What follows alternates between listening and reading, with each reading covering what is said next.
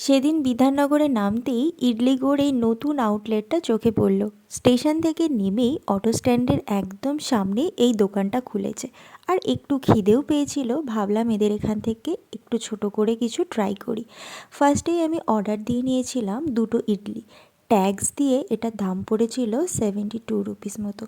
2 piece idli, সাথে coconut চাটনি আর সাম্বার দিয়েছিল, আর তার সাথে একটা রেড চাটনি ছিল। দেখো, 2 পিস ইডলির দাম যে কোনো স্ট্রিট সাইড ফুড শপগুলোতেই ওই 30 টাকার কাছাকাছি হবে।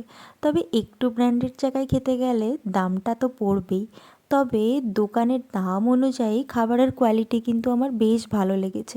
ইডলিগুলো বেশ নরম ফ্লাপি ছিল, আর সবথেকে বড় কথা, বিউলির ডালের একটা টকটক ভাবও ছিল। ওদের নারকেলের চাটনির থেকে কিন্তু আমার সাম্বারটাই বেশি ভালো লেগেছে।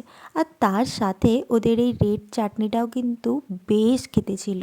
আচ্ছা, বলে রাখি, ওদের ধোসার সাথে কিন্তু একটা আইসক্রিম ফ্রির অফারও চলছিল। যদিও প্রথমে ভেবেছিলাম ধোসা খাবো, কিন্তু একা একটা ধোসা শেষ করা অসম্ভব।